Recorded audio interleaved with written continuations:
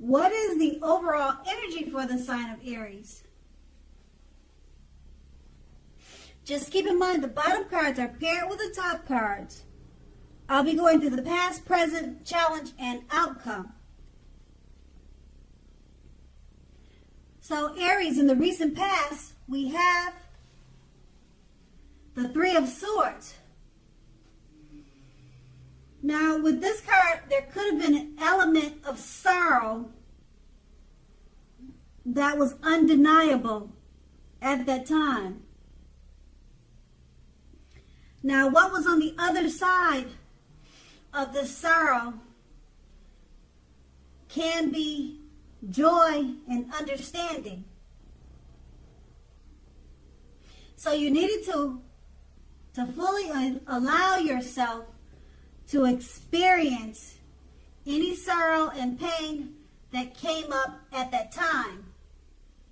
You needed to do this so that you could move past it. Now, you also could have been experiencing some deep emotional issues that needed to be addressed before you were able to move on. If you denied any of the pain that you were experiencing, it would not make it go away.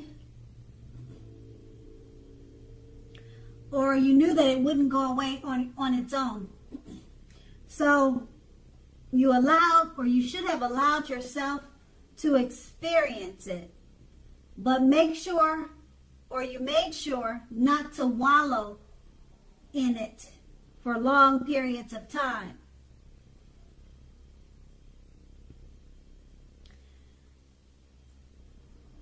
Okay, so also, you do not and should not, like I said, wallow in grief for long periods of time. But, however, only you would have been able to decide how long was long enough. Others wouldn't be able to answer that question for you. And it's paired with the Six of Swords. Now, this card, it points to a great time for travel of any type. It also can indicate movement, a change in where you are inwardly, inside. Now, usually this change is for the better, whether it's internal or external. So you would need to think about where you want to be, or that's what you did in the recent past. You needed to think about where you wanted to be or where you were going. This card, it also shows a slight reduction in stress and strain. Now, things may not have been perfect, but they were going better, or much better, than they were previously or in the recent past. So you would have taken this time to get your head above water and decide where you're going from there. Even taking a short break or a change of scenery would have been helpful. And this does not have to cost a lot of money. So it looks like the Six of Swords, with the movement and travel, it helps you to move out of any sadness and sorrow that you may have been experiencing with the Six of Swords. And that's in the recent past. Now let's move on to the present. We have the Page of Swords. Now this is a court card. It can sometimes stand for a person in your life. And if this is the case, it will represent a person who is younger. They're younger than you. And also, it indicates that a message is coming towards you. In this case, it's probably a message that you're not hoping to hear. Now, also this card, it tells us that You are probably trying too hard or pushing too fast or stepping on the toes of others. Now, you may need to study the body language of others and consider how well you do or do not accept constructive criticism, because you're likely to have a great deal of mental and physical energy now, and you're going to need to use it wisely. The Page of Swords is paired with the Wheel of Fortune.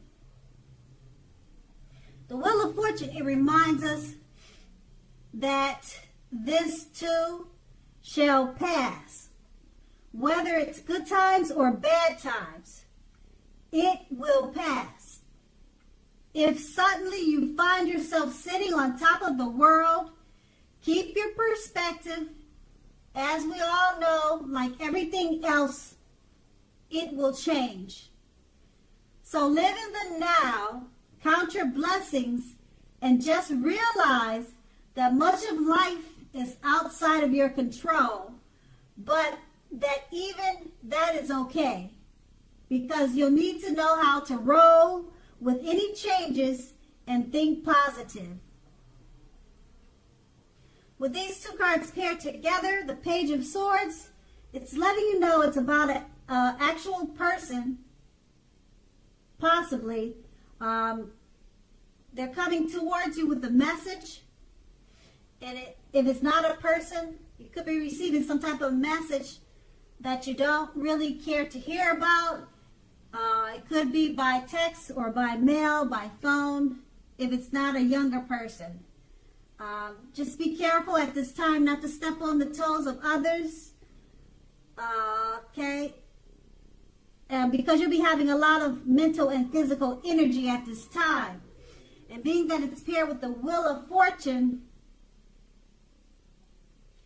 just keep in mind that you need to count your blessings, and whatever you're experiencing, good or bad, just keep in mind that the times are always changing, and you'll need to roll with any changes. So if this is if this message is something that you don't want to hear, just keep in mind that it will change.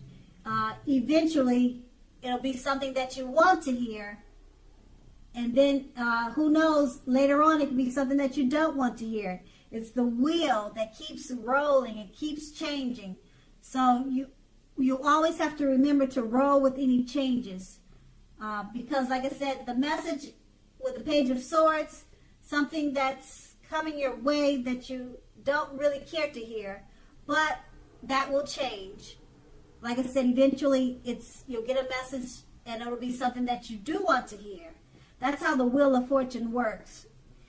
And that's in the present. Now let's move on to the challenge. We have the Two of Pentacles. Now, two main issues are at front in your mind. You may need to pull back from trying to pay attention to so many things. Multitasking is not your friend right now. You may need to cut down on the things you are doing in order to focus on your two main priorities. Your financial situation may need to be more balanced. Be sure that you are paying attention there. And it's paired with the Hangman. Now, as you can see in the picture, this card, it shows that you're at a crossroads. It could be two options, in or out, up or down, or something like yes or no. You could find yourself wanting to do something, but you have no idea what it is or how to do it. Now, if that happens, it's a clear sign that you should stop, relax, and look at ways that you might need to let go of attempts to control life situations, people, and things. Now, it's possible that there's an outdated attitude or wish that you need to let go of, because any sacrifice that you make will open up your life to something even more positive than what you're letting go of. All in all, this should be a thoughtful, reflective time, particularly if you are willing to look at it or take a look at if or how you might best serve your own interests by being willing to change. And with these two cards paired together, the Two of Pentacles is just letting you know you may need to pull back from trying to pay attention to so many things. Multitasking is not your best friend at this time. So pull back from too many things. It's paired with the Hangman. So if you don't pull back from so many things, you're going to feel like you're at a crossroads and you're not going to know which way to go. So stop, relax, and look at ways that you might need to let go of attempts to control certain situations, people, and things. Now, you could be using an outdated attitude or have an outdated attitude or wish that you need to let go of at this time. That's going to be the challenge, and we move on to the outcome, the Three of Wands. Now, you're more than likely to find your finances are going much better. In fact, this could be a month that your proverbial ship has finally come in, and you're more than likely to be feeling very strong with a very good reason.